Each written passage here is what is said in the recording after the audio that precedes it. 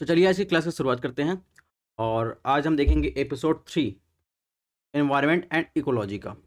और ये जो क्लासेस हैं वो टारगेट प्रीलिम्स को लेकर क्लासेस चला जा रही हैं, जिसमें हम रिवीजन कर रहे हैं पूरा एनवायरनमेंट एंड इकोलॉजी। किसके द्वारा? पीवाईक्यू के द्वारा, क्योंकि उससे संबंधित जितने भी टॉपिक रहेंगे उसको हम रिवीजन करेंगे। और आपको यूपीएससी को या किसी भी एग्जाम को समझना है तो सबसे पहले आपको क्या समझना होगा? पीवाईक्यू यानी प्रीवियस ईयर में कैसे क्वेश्चन पूछे गए हैं। आजकल मार्केट में कुछ बहुत सारे आपको टेस्ट सीरीज देखने को मिलेंगे। मॉक टेस्ट सीरीज के नाम पे आपको बेवकूफ़ बनाया जा रहा है, कुछ भी बेचा जा रहा है। कुछ हर साल कुछ नए बच्चे जो है यूपीएससी की तैयारी या किसी भी स्टेट या फिर किसी भी एग्जाम की तैयारी करने के लिए आते हैं, उनको जो है मार्केट में एक नया चीज़ पकड़ा दिया जाता है, मॉक टेस्ट।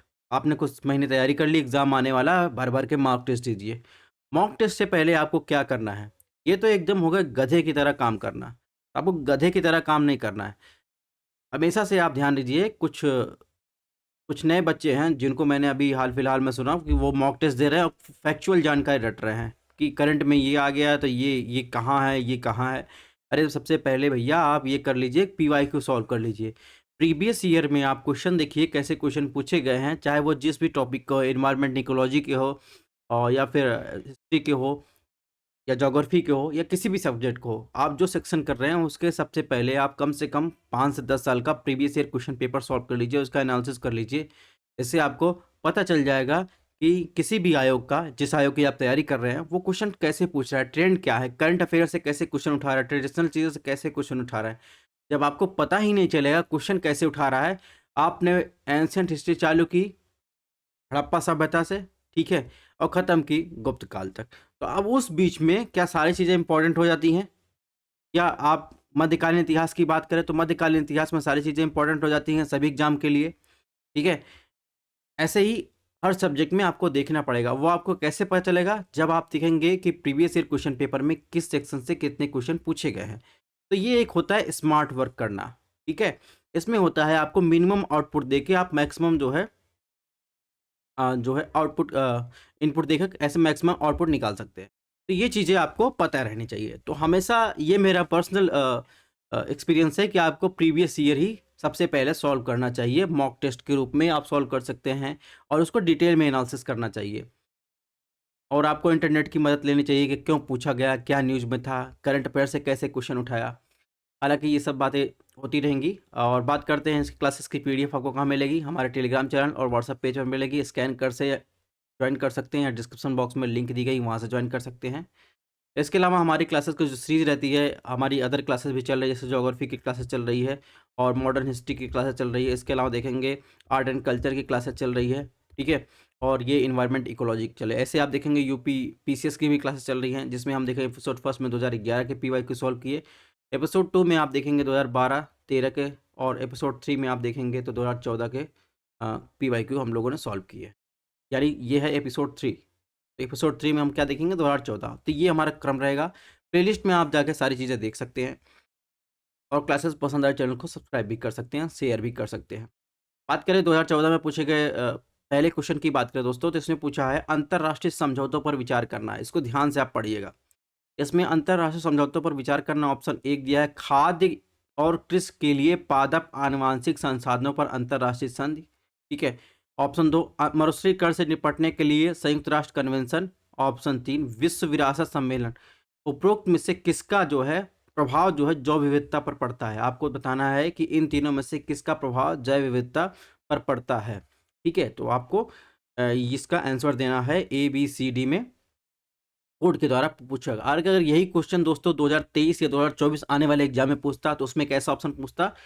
ऑप्शन ए में पूछता केवल 2 कथन सही है, ठीक है।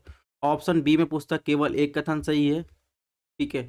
ऑप्शन सी में पूछता तीनों कथन सही है। ऑप्शन डी में पूछता इनमें से कोई नहीं। तो ये पूछने का तरीका होता 2023 या 2024 में अगर पूछा जाता ये क्वेश्चन तो, ठीक है। तो आपको नए पैटर्न के हिसाब से इसको सॉल्व करना है। तो हालांकि बात करें इसमें जो तीनों हैं, चाहे विश्व विरासत स्थल की बात हो या मरुस्थलीकरण से निपटने के लिए जो कन्वेंशन हुआ है, United Nation convention on to combat desertification की बात कर लें, ठीक है, या एक आप देखेंगे बीज संधि या सीड संधि हुई है, उसमें देखेंगे तो ये तीनों ही आप देखेंगे तो जैव विविधता पर प्रभाव डालते हैं, यानी इसमें ऑप्शन डी सही हो जाएगा। अब इसका एक्सप्लेनेशन हम लोग देख लेते हैं। तो सबसे पहले बात करें अंतर्राष्ट्रीय बीज संधि, या जिसे कहते हैं international treaty of plant genetic resource of food and agriculture, ठीक है। इसे 3 नवंबर 2001 को संयुक्त राष्ट्र के खाद्य एवं कृषि संगठन FAO द्वारा इसे सम्मेलन में अपनाया गया था, 31वें सम्मेलन में। इसका उद्देश्य क्या है? किसानों का योगदान, जिसमें फसल की विविधता को पहचानने के लिए किसानों का योगदान है, पहुंच और लाभ का साझा करना, ठीक है। सस्टेनेबिलिटी इसका जो है उद्देश्य है। यह संघ जो है बीज संधि के नाम से भी जाना जाता है, क्योंकि यह विश्व की खाद्य एवं कृषि के लिए वनस्पति आनुवांशिक संसाधन के संरक्षण, उनके रेगुलेशन के लिए एक अस्थायी उपयोग के माध्यम से खाद्य सुरक्षा यानी फूड सिक्योरिटी सुनिश्चित करती है, ठीक है। तो कुल मिलाकर इसका संबंध जैव विविधता पर पड़ता है। भारत इसका हस्ताक्षरकर्ता देश है। ये बातें हो गई। अब बात करते हैं FAO की, क्योंकि हम लोगों ने यहाँ पर FAO के बारे में पढ़ा, तो FAO के बारे में रिवीजन कर लेते हैं। तो हमारी सीरीज का यही आपको फायदा है कि बहुत सारी चीज़ें आपको एक क्वेश्चन के साथ जो है रिवीजन करने को मिल जाएगी। और आप भी अगर प्रीवियस ईयर क्वेश्चन सॉल्व कर रहे हैं तो ऐसे ही क्वेश्चन एनालिसिस करके ऐसे ही आपको सॉल्व करना चाहिए। अगर आप नहीं कर पाते तो हमारा वीडियो देख सकते हैं। तो इसमें देखिए FAO के बारे में बात करें तो इसे 1945 में जो है खाद्य एवं कृषि संगठन के क्यूबेक सिटी कनाडा में संयुक्त राष्ट्र के पहले सत्र में इसका जो है गठन किया गया था 1945 में, ठीक है, संयुक्त राष्ट्र के पहले सत्र में। अगर बात करें FAO की, तो ये UN की विशेष एजेंसी है जो भुखमरी को समाप्त करने के लिए अंतर्राष्ट्रीय प्रयासों का नेतृत्व करती है, ठीक है। विश्व में 16 अक्टूबर को क्या मनाया जाता है? विश्व खाद्य दिवस। एक फैक्ट आपको यहाँ तैयार हो गया। FAO की जो है स्थापना की वर्षगांठ की याद में मनाया जाता है। और अगर बात करें तो संयुक्त राष्ट्र के खाद्य सहायता संगठनों में से एक है जो रोम इटली में स्थित है। FAO का मुख्यालय की बात कर रहा है, ठीक है।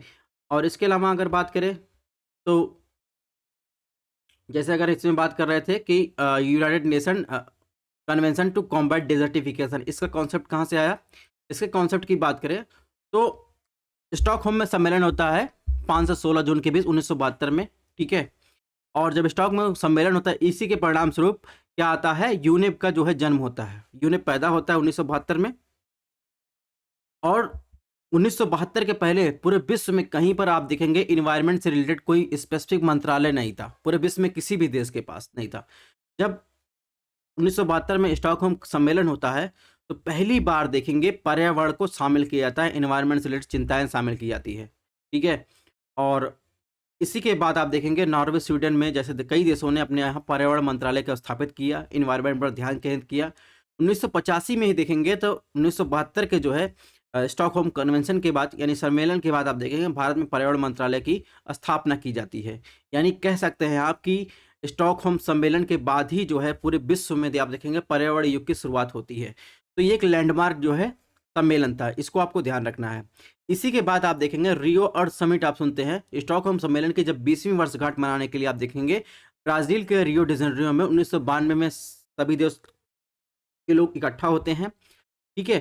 तो उस कॉन्फ्रेंस का नाम होता है UN conference on environment and development, यानी UNCED, जिसे क्या कहते हैं फेमस रूप में क्या कहते हैं? अर्थ समिट कहते हैं।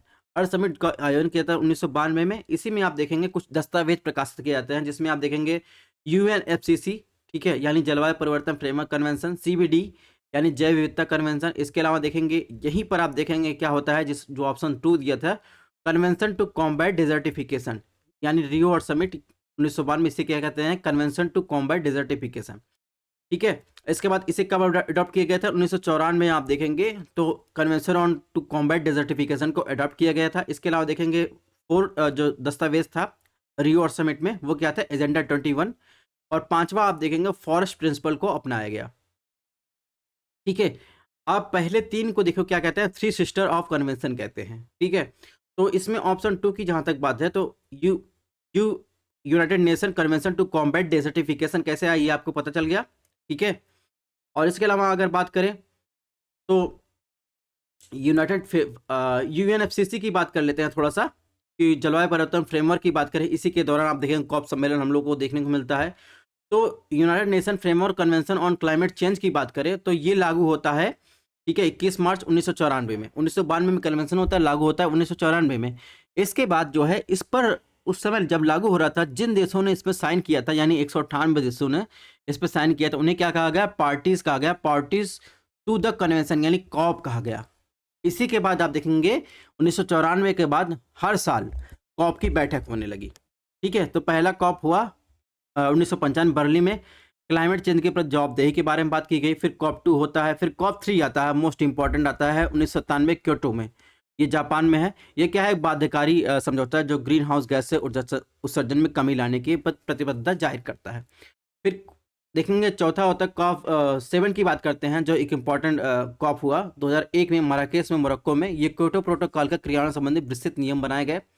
ठीक है, उन नियमों में क्या आया, यानी कॉप 7 की बात करें तो इसमें एक अपनाया गया कॉमन बट डिफरेंट रिस्पॉन्सिबिलिटी, यानी CBDR, जिसके बारे में आप लोग सुनते होंगे। इसके अलावा देखेंगे इसी में ही एक कॉन्सेप्ट है कार्बन मार्केट का, और क्लीन डेवलप मैकेनिज्म भी आप देखेंगे, कार्बन क्रेडिट का कॉन्सेप्ट जो है इसी में आता है कॉप 7 में। इसके अलावा देखेंगे तो आप देखेंगे क्योटो प्रोटोकॉल के बाद देखेंगे तो मॉन्ट्रियल कनाडा में देखेंगे तो कॉप 11 होता है। उसी में आप देखेंगे 16 फरवरी 2005 को क्योटो प्रोटोकॉल लागू किया जाता है, जो ग्रीन हाउस इमिशन को कम करने के लिए होता है। ठीक है, यानी ओजोन डिप्लीट्स जो भी क्षयकारी पदार्थ हैं। इसके बाद आप देखेंगे कॉप 13 होता है बाली इंडोनेशिया में। इसी में देखेंगे 5 कैटेगरी के, उनकी जो पूरे देश में जो सरकार है वो अपनी जो भी प्लानिंग करेंगी उनको 5 कैटेगरी में अपना जो है योजनाएं रखनी पड़ेंगी, यानी shared vision, mitigation, adaptation, technology और फाइनेंसिंग, ये कॉन्सेप्ट है जिसके फलस्वरूप आप भारत सरकार ने जो है 2008 में, ये आप ध्यान रखिएगा, आप पीसीएस की तैयारी कर रहे हैं तो इसके लिए आपको ध्यान रखना है कि national action plan on climate change, यानी जब ये कॉप 13 होता है 2007 में, इसके फलस्वरूप जो है 2008 में जो है भारत सरकार ने national action plan on climate change की बात की, लॉन्च किया, मिशन लॉन्च किया, जिसके अंतर्गत भारत सरकार ने 8 मिशन जो है लॉन्च किए, जिसमें आप देखेंगे कुछ ऐसे मिशन है जिसमें आप देखेंगे नेशनल सोलर मिशन की बात की गई, या इन्हेंस एनर्जी इफिशिएंसी की बात की गई, या national mission strategic knowledge and climate action की बात की गई। ये क्या हुआ, जलवायु परिवर्तन के प्रभाव को कम करने के लिए जो है ये मिशन लॉन्च किए गए। इसके अलावा 4, 5, 6, 7, 8 की बात करें, ये सारे मिशन देखेंगे तो ये इसको अपनाकर जो है जलवायु परिवर्तन के प्रभाव को कम करने के लिए इसे लॉन्च किया गया। तो ये भी चीज़ें आपको ध्यान रखनी है। जहाँ तक कॉप 26 की बात करें तो इसे कहाँ हुआ था, ग्लासगो में हुआ था। कॉप 27 कहाँ हुआ था, इजिप्ट के शर्म एल शेख में हुआ था। कॉप 28 यूएई में हुआ था, और कॉप 29 कहाँ होगा, ये 2024 में अजरबैजान बाकू में होगा। तो ये इतनी सारी चीज़ें आपको ध्यान रखनी है। अब इसमें दोस्तों तीसरे ऑप्शन की बात करें, तीसरे ऑप्शन में क्या कहा गया है, तीसरे ऑप्शन में देखें दोस्तों, इसमें कहा गया है विश्व विरासत सम्मेलन। अब इसके बारे में इसको देख लेते हैं, तो इसी तरह हम लोग डिटेल एनालिसिस करेंगे ताकि आपको सारी चीज़ें पता रहे। जहाँ तक यूनेस्को की बात करें, इसका फुल फॉर्म क्या है, संयुक्त राष्ट्र शैक्षिक, वैज्ञानिक एवं सांस्कृतिक संगठन। मुख्यालय कहाँ है, पेरिस में। और आप देखेंगे इसका संयुक्त राष्ट्र की एक विशेष एजेंसी है। इसका काम क्या है, इसका काम है शिक्षा, विज्ञान और संस्कृत के माध्यम से, अंतर्राष्ट्रीय सहयोग के माध्यम से क्या पूरे देश में शांति स्थापित करना। ठीक है, अब कुछ फैक्चुअल जानकारी देख लेते हैं। इसमें आप देखेंगे तो यूनेस्को का जो मुख्यालय पेरिस में है, लेकिन कुछ आप देखेंगे 50 से अधिक जो है क्षेत्रीय कार्यालय है। ठीक है, और इसमें जहाँ तक बात करें, इसमें कौन कौन शामिल नहीं है, तो आप देखेंगे कुक आइलैंड, और इसके अलावा देखेंगे तो इधर फिलिस्तीन और न्यू, ये तीनों जो है यूनेस्को के पार्ट है लेकिन यूनाइटेड नेशन के पार्ट नहीं है। इसके अलावा देखेंगे तो जो यूनाइटेड नेशन के सदस्य हैं, लेकिन आप देखेंगे यूनेस्को के सदस्य नहीं, उसमें कौन कौन से आते हैं, उसमें देखेंगे इजराइल, लिंकस्टीन और यूएसए जो है यूनेस्को के सदस्य नहीं है। ये चीज़ें आपको ध्यान है, यूनेस्को जो है यूएसए जो है यूनेस्को से बाहर निकल चुका है। तो इसको वीडियो पॉज करके अच्छे से इसमें देख लीजिएगा। इसमें वो 3 देश शामिल है जो यूनेस्को के सदस्य हैं लेकिन यूनाइटेड नेशन के नहीं। इसमें वो 3 देश शामिल हैं जो यूनाइटेड नेशन के सदस्य हैं लेकिन यूनेस्को के नहीं। तो इसको आपको देख लेना है। जहाँ तक यूनेस्को की बात करें दोस्तों, तो कुछ करंट अफेयर भी रिवीज कर लेते हैं। तो इसमें देखेंगे वर्तमान में भारत के पास 42 वर्ल्ड हेरिटेज साइट हैं। ठीक है, जिसमें 34 कल्चरल, 7 नेचुरल और 1 मिक्स्ड जो है वर्ल्ड हेरिटेज साइट है। और हाल फिलहाल में जो लेटेस्ट शामिल हुआ वो शांति निकेतन और रविन्द्रनाथ टैगोर द्वारा स्थापित किया गया था। कहाँ पर, पश्चिम बंगाल में वो शामिल किया गया। इसके अलावा देखेंगे 41वां की बात करें तो सितंबर 2013 में कर्नाटक में होलसला जो है मंदिर समूह को जो है शामिल किया गया था। जहाँ तक मिक्स्ड स्थल की बात करें तो वो क्या है, एक कंचनजंगा राष्ट्रीय उद्यान है, सिक्किम में स्थित है, भारत का पहला और एकमात्र जो है मिश्रित विश्व विरासत स्थल है जिसे यूनेस्को द्वारा वर्ल्ड हेरिटेज साइट में शामिल किया गया है। तो यहाँ पर उसकी डिटेल दी गई है, इसको आप देख सकते हैं। ठीक है, इसके अलावा बात करें दोस्तों, यूनेस्को द्वारा मान्यता प्राप्त 13 अमूर्त जो है कल्चरल साइट भी है, जिसमें आप देखेंगे तो लेटेस्ट दुर्गा पूजा को 2021 में, इसके बाद कुंभ मेला, नवरोज और योग को शामिल किया गया है। तो यहाँ पर वीडियो पॉज़ करके आप देख सकते हैं। यूनेस्को के द्वारा ही आप देखेंगे कुछ डे निर्धारित किए गए हैं जो इम्पोर्टेंट होते हैं, उसको आपको ध्यान रखना है। जैसे वर्ल्ड वाटर डे कब मनाया जाता है? 22 मार्च को। मिलान के संदर्भ में क्वेश्चन पूछ लिया जाता है। 6 अप्रैल क्या मनाया जाता है? International day of sport and development and peace की बात करता है, ठीक है। और वुमेंस डे की बात करें 8 मार्च को मनाया जाता है, ठीक है, इंटरनेशनल वुमेंस डे, ठीक है। तो इसको वीडियो पॉज़ करके आपको सारी चीज़ें इसमें देख लेनी है। यहाँ पर डिटेल में सारी चीज़ें दी गई है, ठीक है। नेक्स्ट क्वेश्चन की बात करते हैं। क्वेश्चन नंबर 2 में क्या पूछा है? क्वेश्चन नंबर 2 में पूछा अर्थ आवर। अर्थ आवर जो है के संदर्भ में निम्नलिखित कथनों पर विचार कीजिए। ऑप्शन 1, यह यूनिप और यूनेस्को की एक पहल है। ऑप्शन 2, यह एक आंदोलन है जिसमें प्रतिभागी हर साल एक निश्चित दिन 1 घंटे के लिए लाइट बंद कर देते हैं। ऑप्शन 3, यह जलवायु परिवर्तन, ग्रह बचाने की आवश्यकता के बारे में जागरूकता बढ़ाने का एक आंदोलन है। कौन सा कथन सही है? तो जहाँ तक अर्थ आवर की बात है तो आप देखेंगे इसमें यूनिप और यूनेस्को का कोई रोल नहीं है। इस किसने चालू किया था? वर्ल्ड वाइड फंड ने। कब? 2007 में। इसमें क्या किया जाता है? रात के समय 8:30 से 9:30 बजे के बीच जो है 1 घंटे के लिए लाइट बंद की जाती है। इसका विचार यह है कि पर्यावरण संरक्षण के लिए प्रतीकात्मक आह्वान, ऊर्जा बचाने हेतु गैर आवश्यक प्रकाश की व्यवस्था का उपयोग करने से परहेज किया जा सके, ठीक है। 2023 में जो थीम थी उसका क्या था? थीम क्या थी? ठीक है, वर्ल्ड वाइड फंड द्वारा अर्थ आवर में हमारे ग्रह में निवेश, ये इसकी थीम थी। जहाँ तक वर्ल्ड वाइड फंड की बात करें दोस्तों, ये क्या है? एनजीओ है। इसकी स्थापना 1961 में स्विट्जरलैंड में एक धर्मार्थ ट्रस्ट के रूप में की गई थी, ठीक है। भारत भी जो है वर्ल्ड वाइड फंड इंडिया में कार्यरत है। अन्य पहलू की बात करें तो इसका TX2 लक्ष्य था, यानी विश्व में जंगली बाघों की जो लक्ष्य था उसको दोगुना करने की प्रतिबद्धता थी। इसके अलावा देखेंगे ट्रैफिक, यानी वर्ल्ड वाइड फंड ने प्राकृतिक संरक्षण के लिए अंतर्राष्ट्रीय IUCN का एक संयुक्त कार्यक्रम है। इसके अलावा लिविंग प्लेनेट रिपोर्ट भी वर्ल्ड वाइड फंड जारी करता है। तो कहने का मतलब इसमें ऑप्शन 1 गलत हो जाएगा, बाकी 1, 2 और 3 जो है इसमें सही, ऑप्शन सी सही है। तो अगर आप इसको ध्यान से पढ़ेंगे तो आने वाले एग्जाम में बहुत सारे क्वेश्चन सही कर सकते हैं।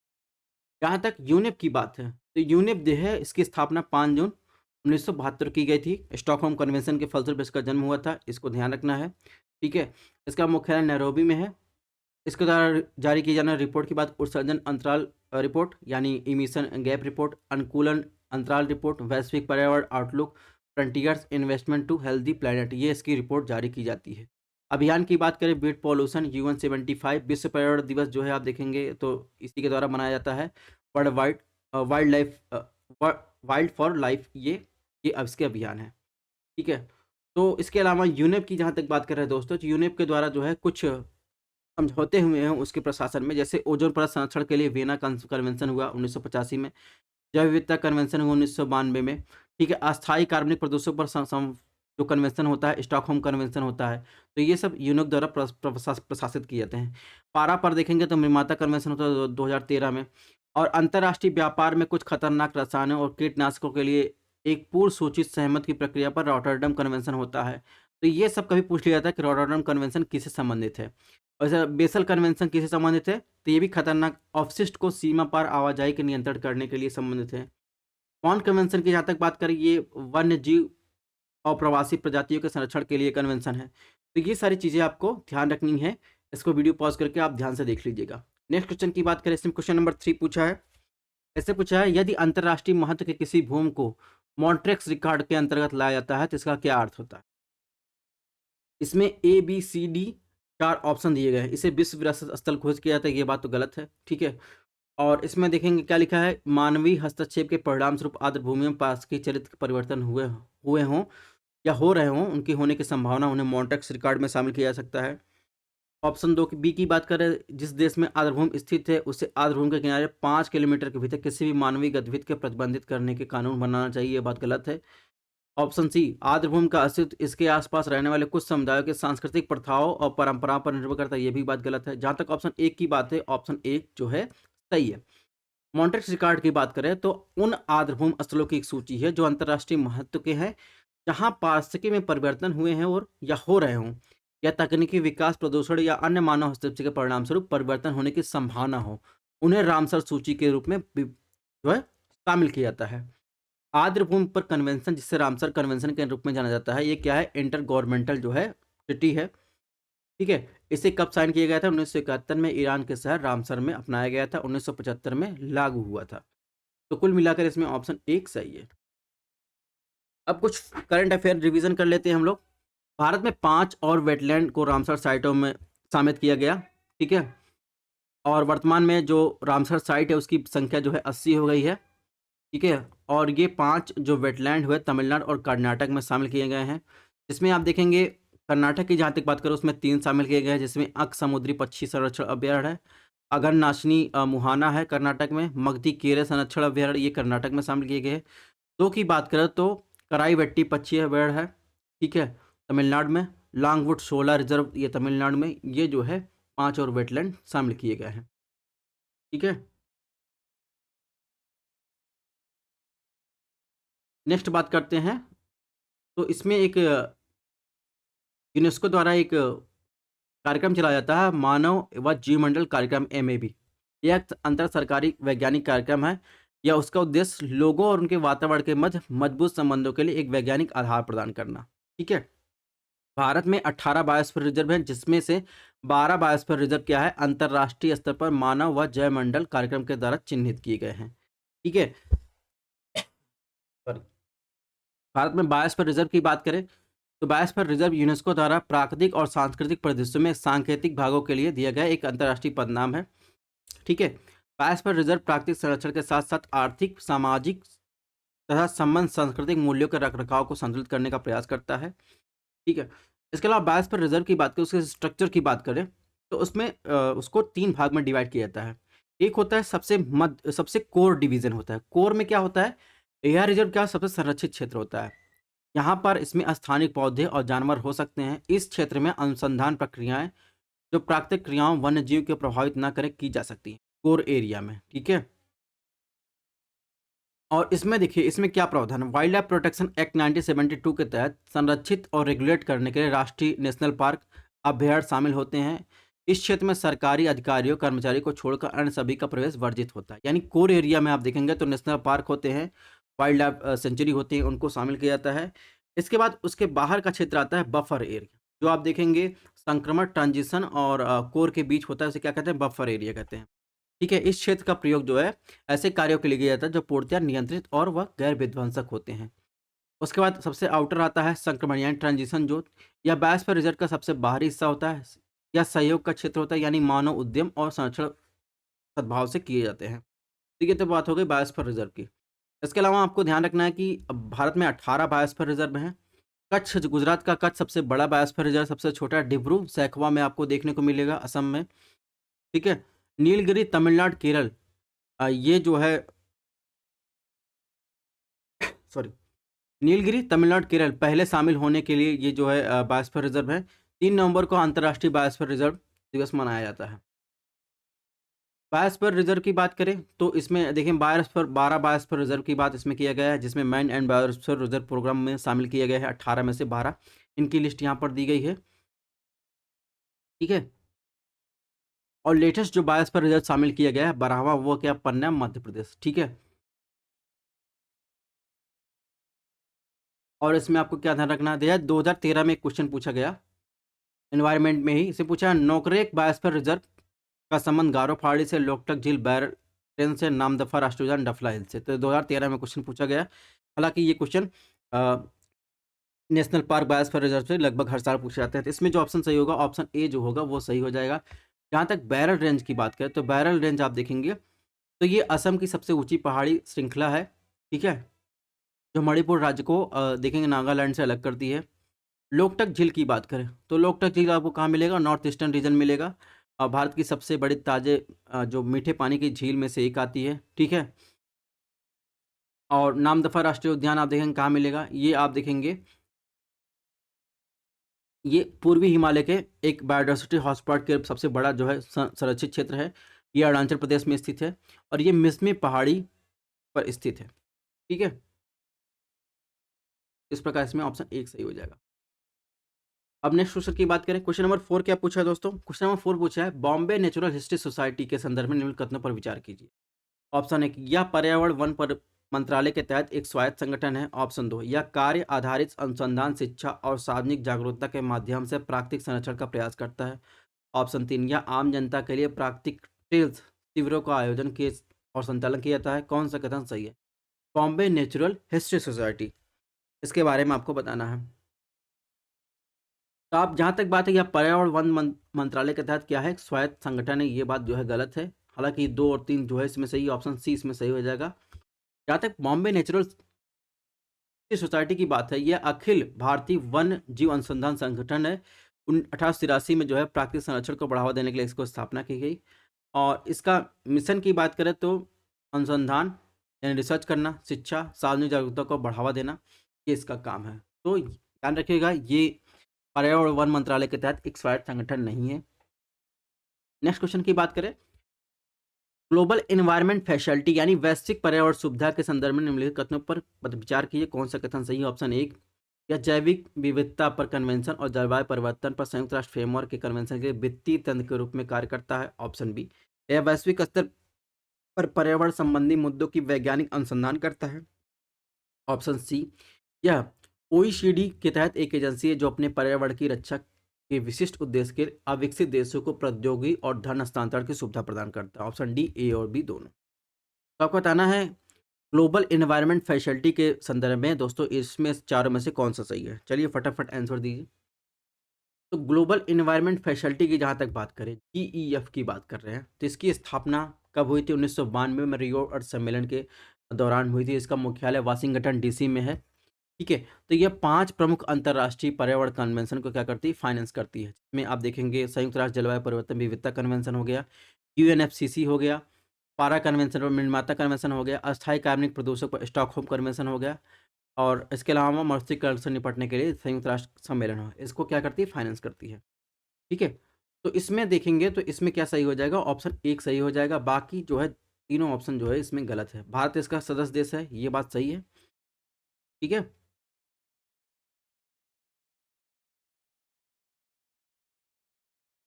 इसके अलावा देखेंगे तो इसमें बात हो गई 5 प्रमुख अंतर्राष्ट्रीय सम्मेलनों के लिए क्या क्या वित्तीय सहायता प्रदान करती है। जैसे पारे पर मिलमाता कन्वेंशन कब हुआ था? ये 2013 में हस्ताक्षरित हुआ, 2017 में लागू हुआ। अस्थायी कार्बनिक प्रदूषकों पर स्टॉकहोम कन्वेंशन हुआ था, कब हुआ था? 2001 में हुआ था और 2004 में लागू हुआ था। जैव विविधता पर संयुक्त राष्ट्र सम्मेलन 1993 में लागू हुआ। और UNCCD की बात करें, जो संयुक्त राष्ट्र का मस्तिष्करण से निपटने के लिए कन्वेंशन है, 1994 में अपनाया गया।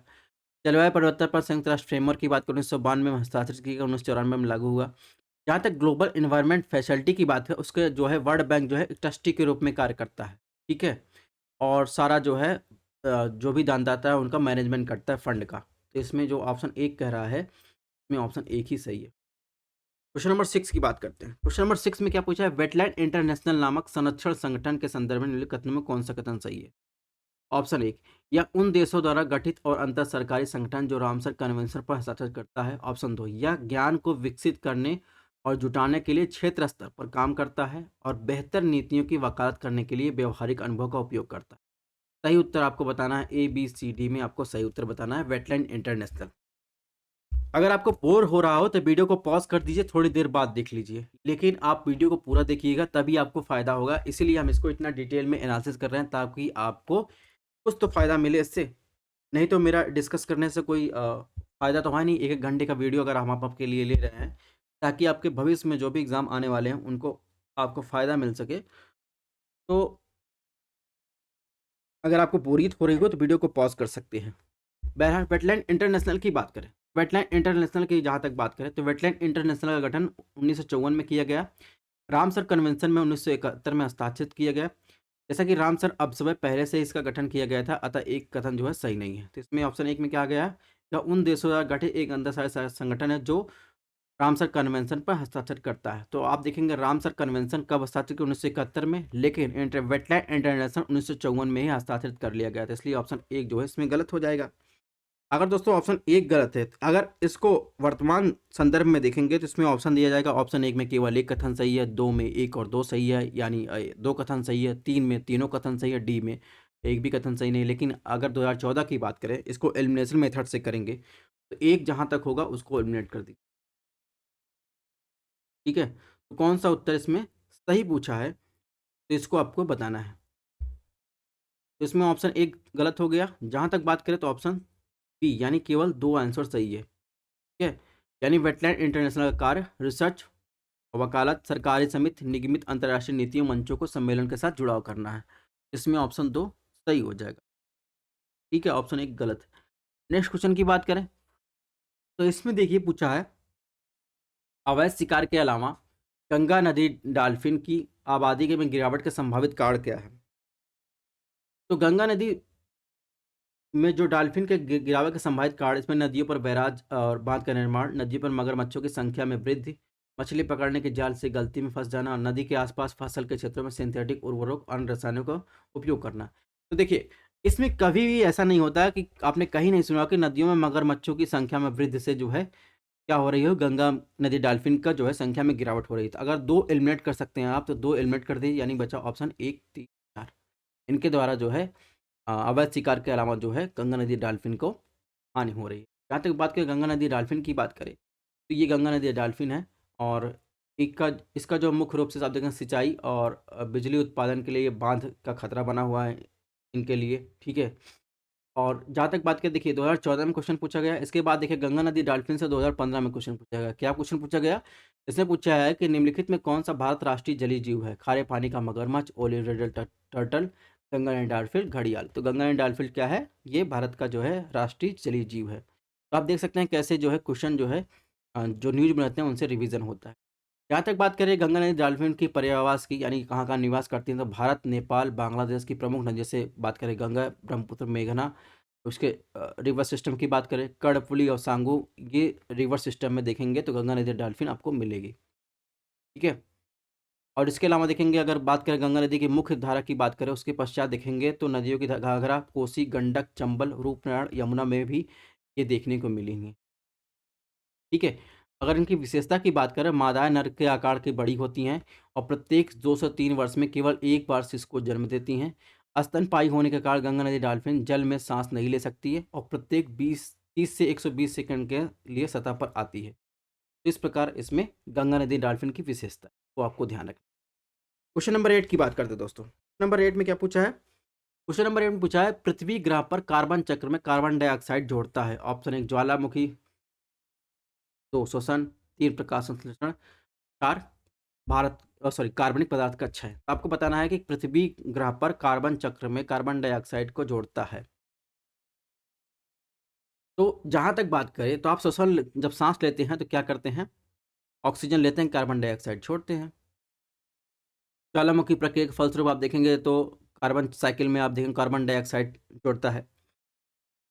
और जहाँ तक कार्बनिक पदार्थों के क्षय से भी कार्बन डाइऑक्साइड जो है वायुमंडल में निकाला जाता है। जहाँ तक बात करें ऑप्शन 3 के प्रकाश संश्लेषण में, तो पौधे जो है कार्बन डाइऑक्साइड का उपयोग करते हैं, ठीक है, वायुमंडल से कार्बन डाइऑक्साइड लेते हैं, ठीक है, जो अपना भोजन बनाने के लिए। तो इसमें ऑप्शन 3 जो है एलिमिनेट कर दीजिए, 1, 2, 4 जो है सही हो जाएगा, ठीक है। तो यहाँ पर देख रहेंगे फोटोसिंथेसिस में आप देखेंगे सूर्य के प्रकाश की उपस्थिति में आपने सुना होगा पौधे की पत्तियाँ जो होती हैं वो कार्बन डाइऑक्साइड वाटर के साथ जो है क्या बनाती हैं? ग्लूकोज बनाती हैं और ऑक्सीजन बनाती हैं, यानी अपना भोजन बनाती हैं।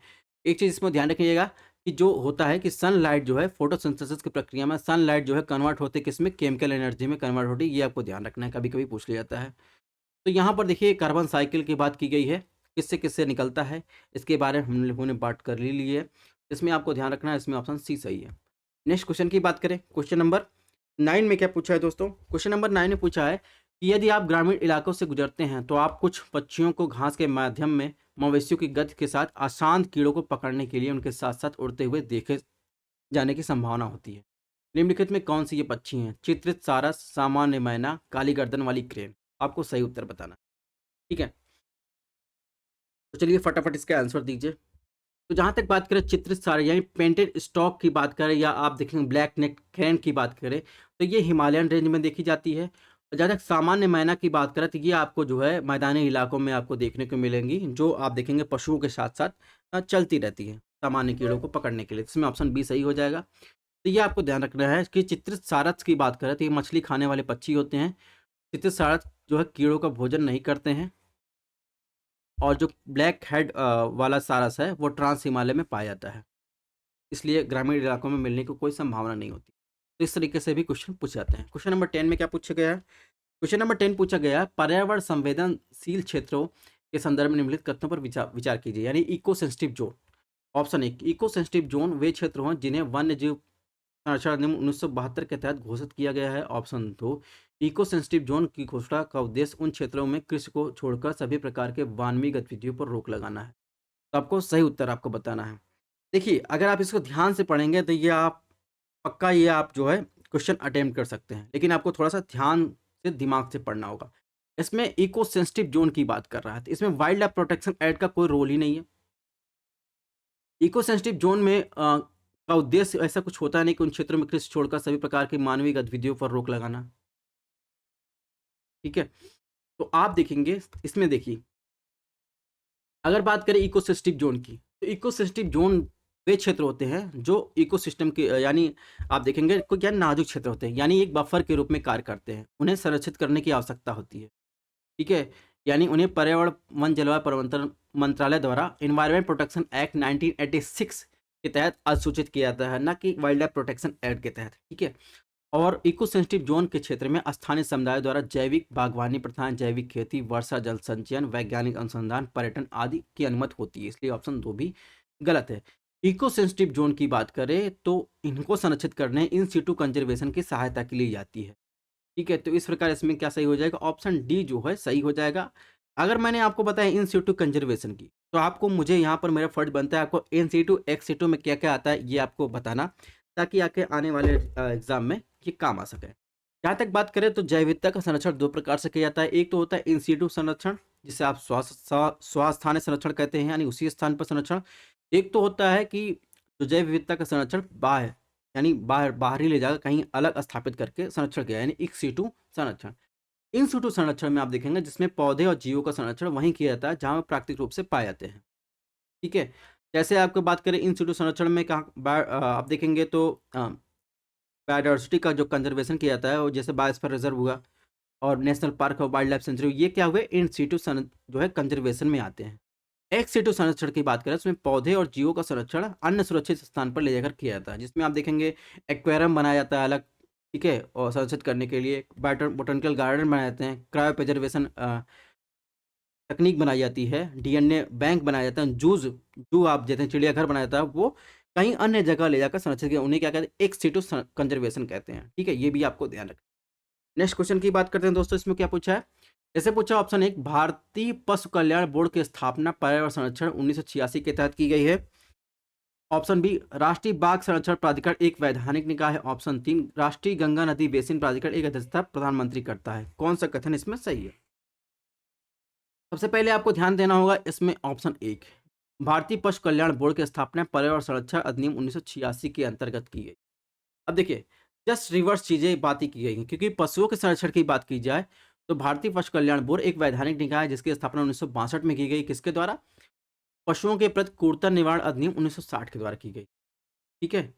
इसका मुख्यालय कहाँ है? इसका मुख्यालय आप देखेंगे हरियाणा फरीदाबाद में के वल्लभगढ़ में स्थित है। बोर्ड का केंद्रीय मंत्रालय पर्यावरण मंत्रालय और वन मंत्रालय जो है इसका मंत्रालय है। जहाँ तक राष्ट्रीय बाघ संरक्षण प्राधिकरण की बात की, इसकी स्थापना 2005 में की गई। यह पर्यावरण जलवायु परिवर्तन मंत्रालय के अंतर्गत एक वैधानिक निकाय है, ठीक है? वाइल्ड लाइफ प्रोटेक्शन एक्ट 1972 के प्रावधानों के तहत किया गया है। राष्ट्रीय गंगा बेसिन प्राधिकरण की बात करें तो इसे जो है 2016 के तहत जो है आदेश के तहत जो है किया गया था, ठीक है? इसकी अध्यक्षता प्रधानमंत्री करते हैं। तो इसमें क्या सही हो जाएगा? इसमें ऑप्शन बी सही हो जाएगा, एक जो है गलत है, ठीक है? नेक्स्ट क्वेश्चन की बात करें, नेक्स्ट क्वेश्चन में क्या पूछा है दोस्तों? नेक्स्ट क्वेश्चन में पूछा है, आपको वेटलैंड दिया है, उनके नदियों का संगम, इसका मिलान करना है। 2014 में क्वेश्चन पूछा गया हरिके वेटलैंड, केवलादेव घाना राष्ट्रीय उद्यान, कोलेरू। तो इसमें आपको मिलान करना है। जहाँ तक हरिके वेटलैंड की बात करें दोस्तों, तो भारत का सबसे बड़ा जो है मानव निर्मित जो है वेटलैंड है, इसे 1992 में सतलज और ब्यास नदी के आसपास जो है बसाया गया था, ठीक है? तो इसमें ऑप्शन 1 जो हो जाएगा ये सही हो जाएगा। केवलादेव घाना राष्ट्रीय उद्यान की बात करें, राजस्थान में मानव निर्मित जो है गंभीर और बाणगंगा के बीच जो है इसे बसाया गया था और 1981 में इसे रामसर साइट घोषित किया गया था। इसमें बनास और चंबल नहीं, क्या हो जाएगा? गंभीर और बाणगंगा। पेरूरू झील की बात करें तो आप देखेंगे ये आंध्र प्रदेश में स्थित है और मीठे पानी की झील है। 2002 में रामसर कन्वेंशन के तहत जो है इसे एक वेटलैंड साइट घोषित किया गया था और गोदावरी कृष्णा नदी के किनारे ये स्थित है। इसमें ऑप्शन 3 भी गलत हो जाएगा, यानी ऑप्शन 1, ठीक है? तो इसकी चीज़ें यहाँ पर दी गई हैं। यहाँ पर रामसर साइट की बात की गई, जिनकी चर्चा हम लोग कर ही चुके हैं कि वर्तमान में जो है 80 हो गई हैं। सबसे अधिक रामसर साइट कहाँ आपको देखने को मिले? तमिलनाडु में देखने को मिले, उसके बाद उत्तर प्रदेश में 10 देखने को मिलेगी। ठीक है। और जो वर्तमान में 2024 में वेटलैंड 2 फरवरी को जो है इंटरनेशनल वेटलैंड डे मनाया गया, उसकी थीम क्या थी? Wetlands and human wellbeing. ठीक है, ये चीज़ें आपको ध्यान रखनी। नेक्स्ट क्वेश्चन की बात करें, क्वेश्चन नंबर 14 में क्या पूछा है? क्वेश्चन नंबर 14 की बात करें, क्वेश्चन नंबर 14 में पूछा है, पारंपरिक मानव जीवन के साथ जैव विविधता के संरक्षण के लिए सबसे महत्वपूर्ण रणनीति की स्थापना है। ऑप्शन 1 बायोस्फीयर रिजर्व, बी राष्ट्रीय वनस्पति उद्यान, ठीक है, बोटैनिकल गार्डन, सी राष्ट्रीय उद्यान, डी वन्यजीव बढ़। अभी मैंने बताया in situ ex situ conservation के बारे में बताया। अब देखिए यही चीज़ें जो है इसमें पूछ लिया गया कि मानव पारंपरिक मानव जीवन के साथ साथ जैव विविधता संरक्षण के लिए सबसे महत्वपूर्ण स्थापना क्या है? तो सबसे महत्वपूर्ण स्थापना आप देखेंगे क्या है? Biosphere reserve. अभी मैंने जो बताया था बायोस्फीयर रिजर्व का जो है जोन बताया था, उसमें मैंने ये बातें की थी। तो बायोस्फीयर रिजर्व की बात करें दोस्तों, तो बायोस्फीयर रिजर्व क्या होता है? जैव विविधता संरक्षण के लिए पारंपरिक मानव के साथ सबसे महत्वपूर्ण रणनीतिक जैव विविधता क्षेत्र की स्थापना करना। यानी जैव आरक्षित क्षेत्र क्या होता है? एक प्राकृतिक राष्ट्रीय उद्यान या पशु अभयारण्य की तुलना में प्राकृतिक आवासों के बड़े क्षेत्रों की रक्षा के लिए स्थापित किए जाते हैं। इस क्षेत्र में संरक्षित और कम से कम अशांत मुख्य क्षेत्र होना चाहिए। ठीक है, मुक्त क्षेत्र होना चाहिए। आरक्षित क्षेत्र का सतत विकास स्थानीय सामुदायिक प्रयास पर आधारित होना चाहिए, ध्यान रखना है। इस प्रकार इसमें ऑप्शन ए सही हो जाएगा। जहाँ तक वनस्पति उद्यान की बात करें, यह एक ऐसा स्थान होता है जहाँ पर रिसर्च, शिक्षा के उद्देश्य के लिए फर्म, कॉनिफर और भिन्न भिन्न फूलों के साथ जो है उगाए और प्रदर्शित किए जाते हैं। राष्ट्रीय उद्यान की बात हम लोग कर ही चुके हैं। यह प्राकृतिक पर्यावरण का संरक्षण का एक राष्ट्रीय सरकार के निर्धारित क्षेत्र होता है। ठीक है, वर्तमान में 106 जो है नेशनल पार्क हैं। वाइल्ड लाइफ सेंचुरी की बात करें, ये एक ऐसा क्षेत्र होता है जहाँ पर जानवरों के आवास और उनके आसपास किसी तरह की गड़बड़ी की उनसे उनकी सुरक्षा की जा सकती है। ठीक है, इस क्षेत्र में जानवरों को पकड़ना, मारना, उनका शिकार करना वर्जित होता है। वर्तमान में 573 वाइल्ड लाइफ सेंचुरी हैं, जिसमें आप देखेंगे जो टोटल जोग्राफिकल एरिया है उसका जो है वाइल्ड लाइफ सेंचुरी का कितना परसेंटेज है? 3.76% जो है कवर कर। अभी मैंने बताया इन सीटू एक सीटू में, तो यहाँ पर ये चीज़ें दी गई, इसको आपको रिविजन कर लेना है। क्वेश्चन नंबर 14 की बात करें दोस्तों, इसमें क्या पूछा है? वैज्ञानिक दृष्टिकोण यह है कि वैश्विक तापमान में वृद्धि पूर्व औद्योगिक स्तर के 2 डिग्री सेल्सियस से अधिक नहीं होनी चाहिए। यदि वैश्विक तापमान पूर्व औद्योगिक स्तर से 3 डिग्री सेल्सियस अधिक बढ़ जाता तो विश्व पर इसका क्या संभावित प्रभाव हो सकता है? अब इसको ध्यान से पढ़ेंगे, पक्का ये आप क्वेश्चन कर ले जाएंगे। ऑप्शन 1 पढ़िए, स्थलीय जीवमंडल शुद्ध कार्बन स्रोत की ओर प्रवृत्त होगा। ऑप्शन 2, मूंगा व्यापक मूंगा मृत्यु दर घटती होगी। ऑप्शन 3, सभी वैश्विक आर्द्रभूमियां अस्थायी रूप से क्या हो जाएंगी? लुप्त हो जाएंगी। ऑप्शन 4, दुनिया में कहीं भी अनाज की खेती संभव नहीं है।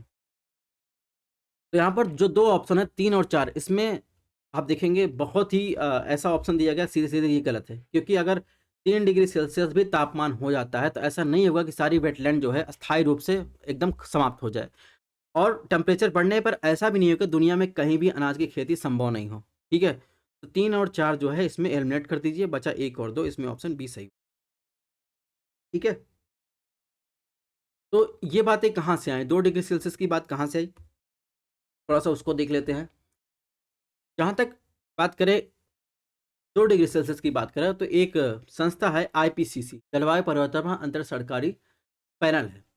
इसकी स्थापना यूनेप और डब्ल्यूएमएल द्वारा किया गया था 1988 में।